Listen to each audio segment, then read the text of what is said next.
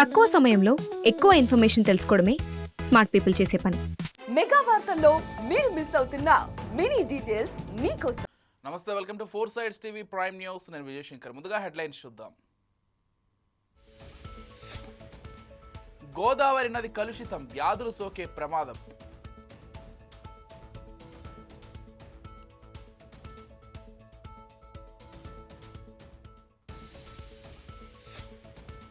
భూ సర్వే చేయడానికి వీల్లేదు, ప్రజా అభిప్రాయ సేకరణ చేయలేదు.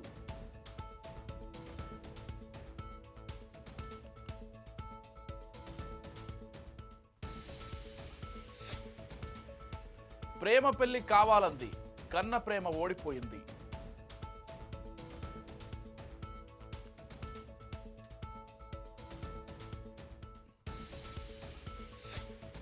బ్రిడ్జీలు నిర్మించండి, ప్రమాదాలు అరికట్టండి.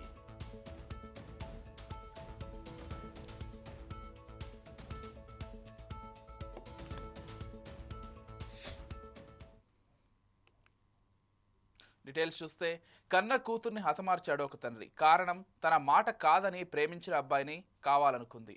ఆ అబ్బాయిని పెళ్లి చేసుకుంటానంటూ తండ్రితో వాదించింది. తన మాట వినలేదని కోపోద్రిక్తుడైన తండ్రి రామాంజనేయులు తన కుమార్తె భారతిని హత్య చేశాడు. ఈ ఘటన అనంతపురం జిల్లా గుంతకల్ మండలం కసాపురం గ్రామ సమీపంలో చోటు చేసుకుంది. కూతురిని అత్యంత దారుణంగా హతమార్చి కసాపురం గ్రామ శివారులోని అటవీ ప్రాంతంలో కూతురు మృతదేహంపై పెట్రోల్ పోసి తగలబెట్టాడు. తన కూతుర్ని తానే చంపానంటూ కసాపురం పోలీసులు ఎదుట లొంగిపోయాడు. ప్రత్యేక బృందాలుగా ఏర్పడిన కసాపురం పోలీసులు హంద్రినీవా కాలువ గట్టు వెంబడి గాలిస్తూ ఉండగా అది నీమా కాల్వ గట్టు సమీపంలో ఉన్న అటవీ ప్రాంతంలో కాలి పడి ఉన్న భారతి మృతదేహాన్ని గుర్తించారు. పోస్టుమార్టం నిమిత్తం మృతదేహాన్ని గుంతకల్ ప్రభుత్వ ఆసుపత్రికి తరలించారు.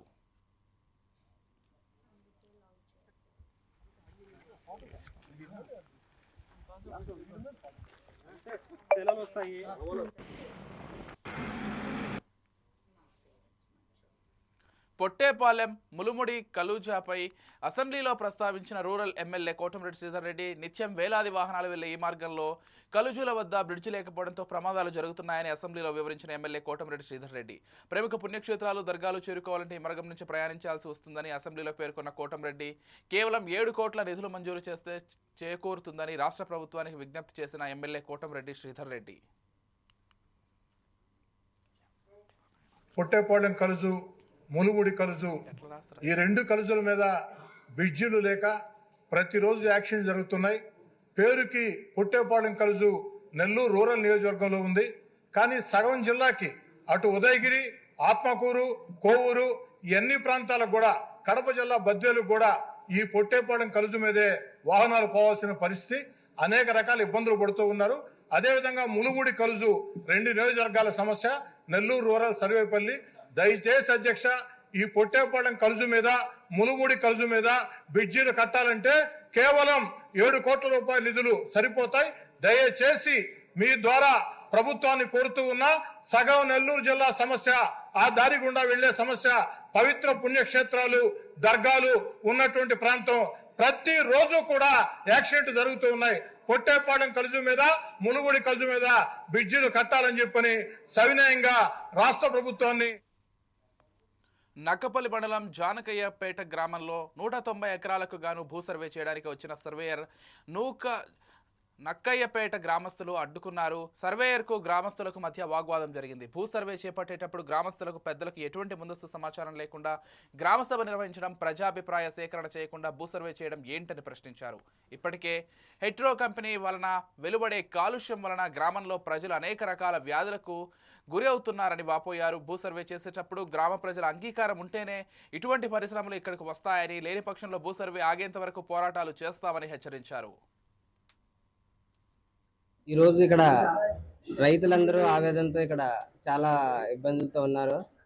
ఎందువల్ల అంటే మొన్న 2 రోజుల ముందుగా సడన్గా వచ్చి రాత్రే చెప్పేసి పొద్దున్నే లేచి పెన్షన్ తీసుకున్న వాళ్ళతో ఎంఆర్ఓ గారు ఇక్కడ ఇంచుమించు 190 ఎకరాలు సేకరణ అని చెప్పేసి అన్నారు. దేనికి సేకరిస్తున్నారో మాకు తెలియదు. ఏపీఎస్ అంటున్నారు. ఏపీఎస్ చెప్పేసి అటుపక్క తీస్తున్నారు తప్ప కంపెనీ అవతల తీస్తున్నారు. ఇటుపక్క ఏపీఎస్ వస్తుందో లేదో మాకు తెలియదు. ఏపీఎస్ అంటున్నారు తప్ప అది ఏంటన్నది మాకు వివరణ కూడా లేదు. వివరణ ఇచ్చి మాకు ఏదన్నా సరే రైతులకు న్యాయం చేయాలి.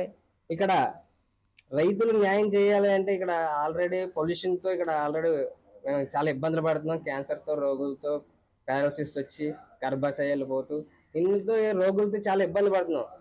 ఇప్పటికే 2 కిలోమీటర్న్నర అంత డిస్టెన్స్ లో హెట్రో కంపెనీ ఉంది. దానికి చాలా ఇబ్బంది పడుతున్నాం. జస్ట్ ఊరిని అనుకున్న కంపెనీ వస్తుందంటే అసలు ఇక్కడ ఉండవలసిన పరిస్థితి కూడా లేనట్టుగా ఉంది. కాబట్టి దీనికి జిల్లా కలెక్టర్ గారు దాన్ని ఉద్దేశించుకొని మాకు న్యాయం చేసి ఇక్కడ భూములు ఎటువంటి సేకరణ లేకుండా కాపాడాలని చెప్పి రైతుగా హామీ ఇచ్చి రైతులకి గ్రామస్తుల్ని కాపాడాలని చెప్పేసి మరీ కోరుకుంటూ సెలవు.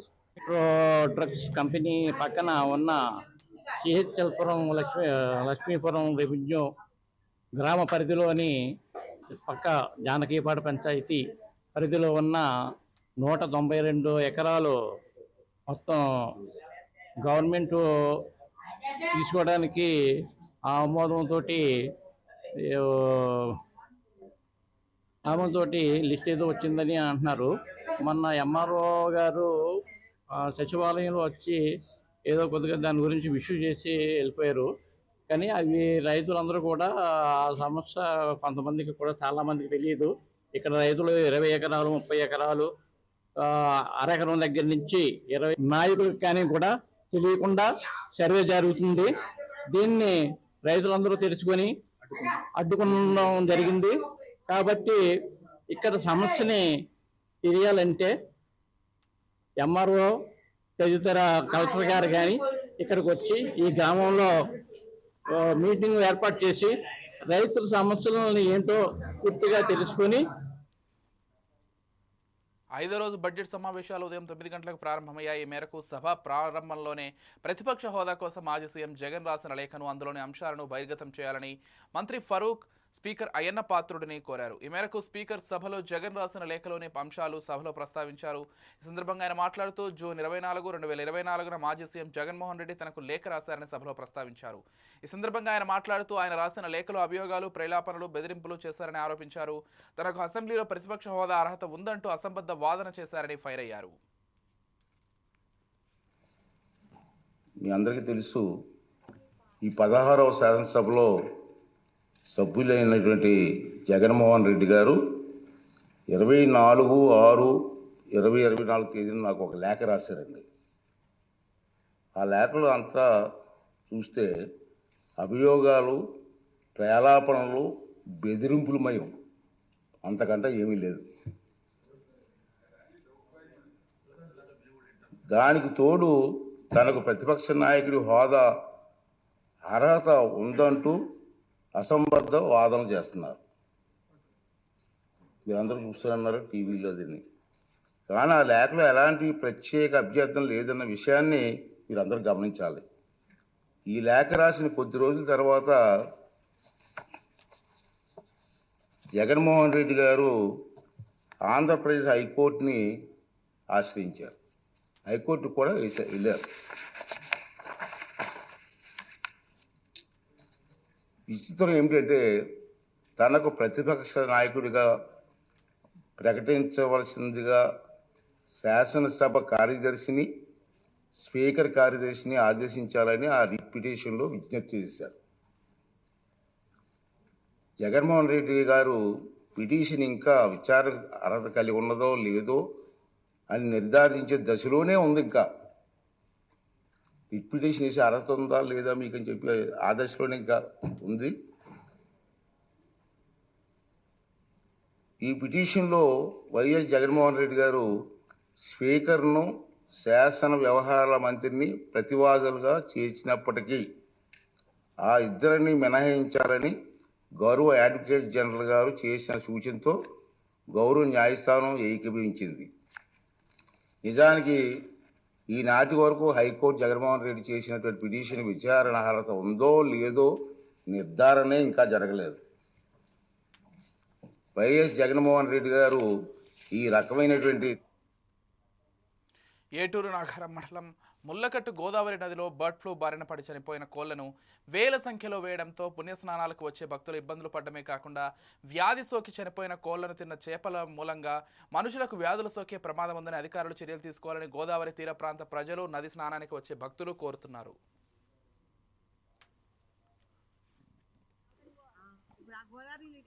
మేము అందరం కలిసి గోదావరి స్థానానికి వచ్చినాం.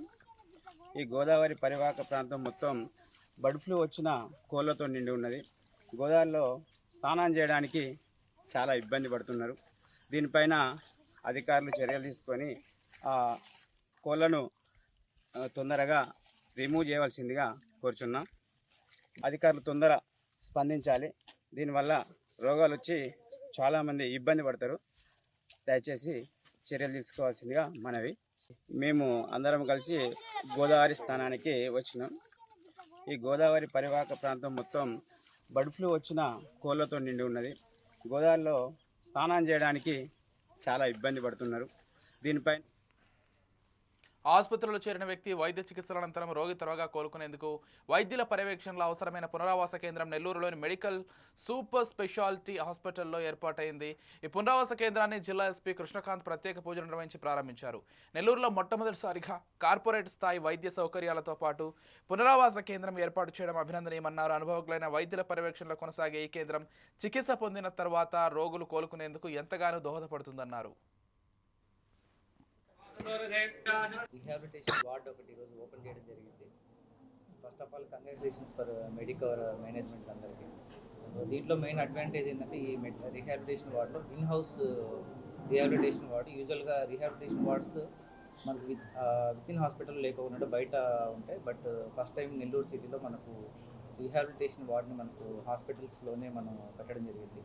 యూజువల్గా ఏంటంటే మనకు పోస్ట్ సర్జరీ తర్వాత చాలా కేరింగ్ అవసరం ఉంటుంది మనకు, ఎస్పెషల్లీ పేషెంట్స్కి. సో ఎస్పెషల్లీ మేజర్ పోస్ట్ సర్జరీలో ఏంటంటే ఈ ఇన్ఫెక్షన్స్ రావడానికి ఛాన్సెస్ ఉంటాయి. దాని తర్వాత ఈ నీ ఆపరేషన్స్ కానీ కొన్ని మొబిలిటీ రిలేటెడ్ సర్జరీ చేసినప్పుడు ఏంటంటే సంబంధించిన ఎంటర్ప్రెన్యూర్స్, అదర్ సెక్టర్స్ వాళ్ళంతా కూడా మేము ఇన్వైట్ చేయడం జరిగింది.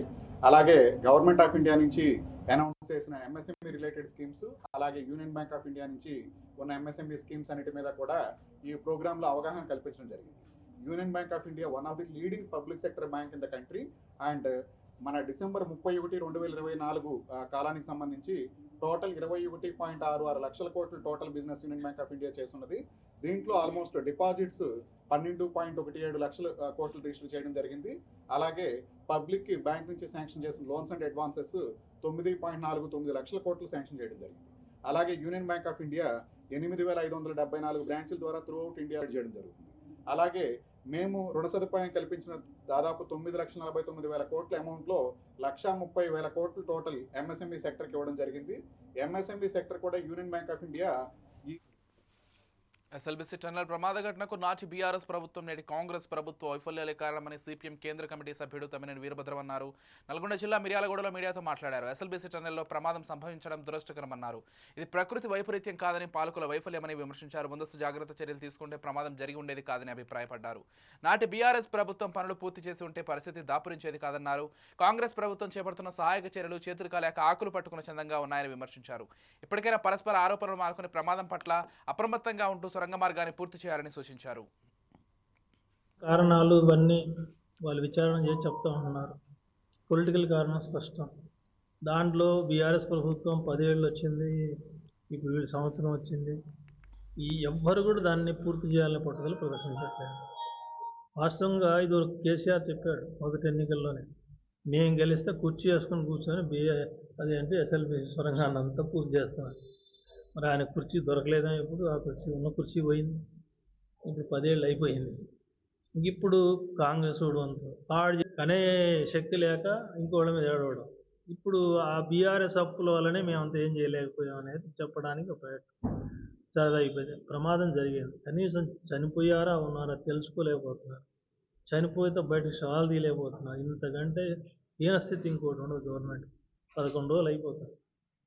అందుకని వెంటనే దీనికి కారణం ఏంటంటే పొలిటికల్ ఇంట్రెస్ట్ లేకపోతే మళ్ళీ మాట్లాడతారు ఒక్కొక్కళ్ళు విషయాన్ని సంతోషపడారు. వీడి స్టేట్మెంట్ వాడి స్టేట్మెంట్ ఏంటి అని ఒక పక్క చచ్చిపోయారా బతికారా తేలకుండా కుటుంబాలు రోధిస్తుంటే ఇట్లాంటి పనికిమాలిన తమాషా మాటలు మాట్లాడుకొని సిగ్గుండా. సైబర్ నేరాలు అంతకంతకు పెరుగుతున్నాయి. నేరగాళ్లు సామాన్యుడా, పొలిటీషియనా తేడా లేదు. ఒక నేరంలో ఇరికించి బ్లాక్మెయిల్కి పాల్పడి బెదిరించి డబ్బులు దండుకోవడమే పని. ఈ సంఘటనలో ఎమ్మెల్యేకు సైబర్ నేరగాళ్లు న్యూడ్ కాల్ చేశారు. నకరికేలి ఎమ్మెల్యే వేముల వీరేశంకు న్యూడ్ కాల్ చేసి క్షణాల పాటు దాన్ని స్క్రీన్ రికార్డ్ చేసి ఆయనకే పంపి డబ్బులు డిమాండ్ చేశారు. ఆయన స్పందించకపోవడంతో ఈ వీడియోను కొందరు కాంగ్రెస్ నేతలు అభిమానులకు పంపారు. దీంతో నిందితులను గుర్తించి కఠిన చర్యలు తీసుకోవాలని పోలీసులకు ఎమ్మెల్యే ఫిర్యాదు చేశారు.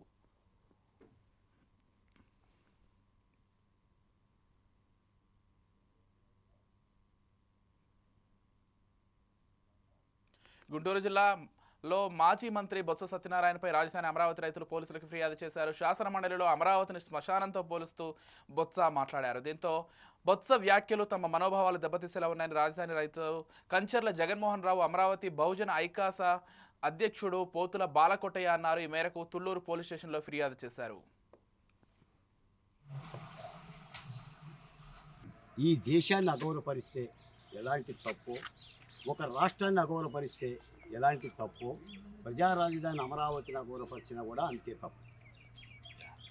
వైఎస్ఆర్సీపీ కాంగ్రెస్ పార్టీ మాజీ మంత్రివర్యులు 2 ఎకరాల 36 సెంట్లు భూమి ఇచ్చిన కంచర్ల జగన్మోహన్ రావు గారు ఈరోజు తుళ్లూరు పోలీస్ స్టేషన్లో సిఐ గారి సమక్షంలో అమరావతి బహుజన జేఏసీగా నేను కూడా తోడుండగా ఫిర్యాదు చేశాం.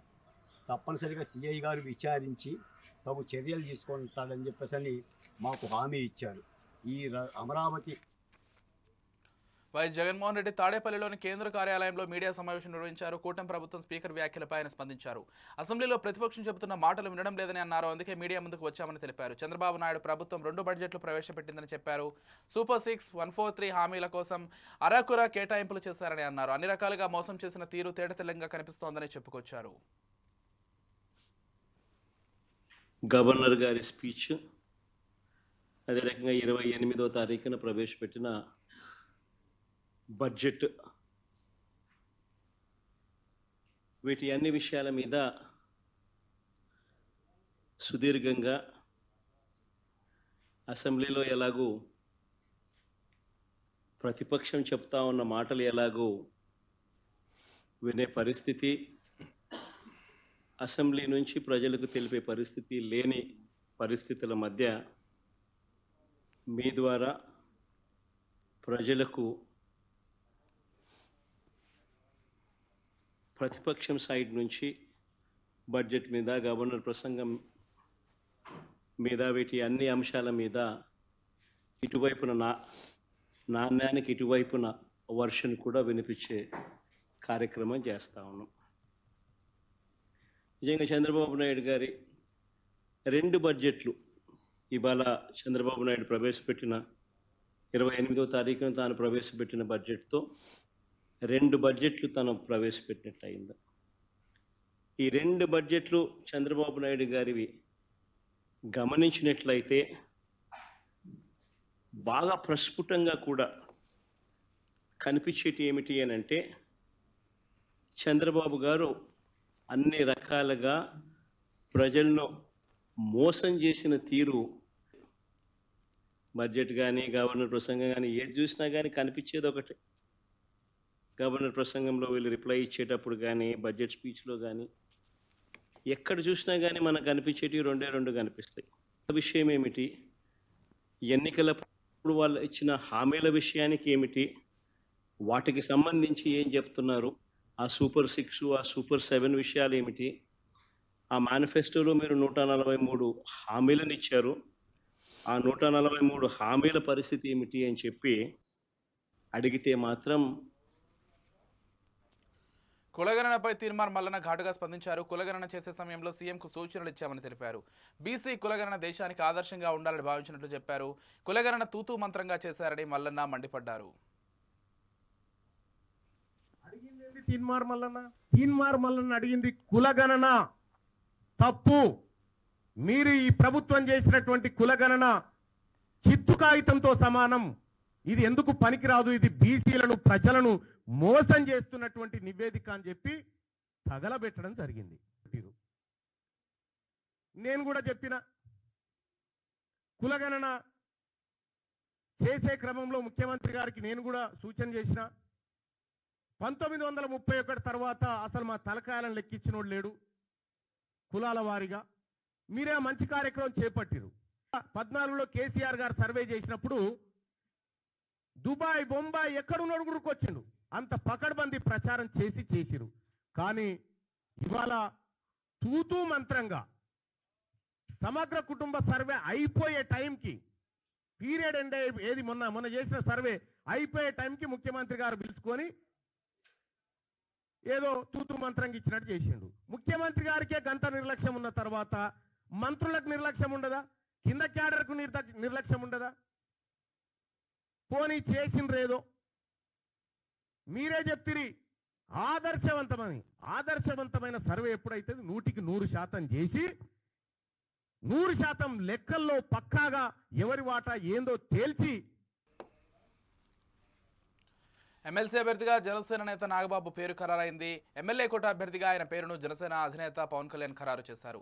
నామినేషన్ వేయాలని నాగబాబుగా ఆయన సమాచారం ఇచ్చారు. కొద్ది రోజుల కిందట ఖాళీ అయిన 3 రాజ్యసభ స్థానాల్లో 2 టీడీపీ 1 బీజేపీ తీసుకున్నాయి. రాజ్యసభ అభ్యర్థుల ఎంపిక సమయంలో నాగబాబును మంత్రివర్గంలోకి తీసుకోబోతున్నట్లు టీడీపీ అధ్యక్షుడు చంద్రబాబు ప్రకటించారు.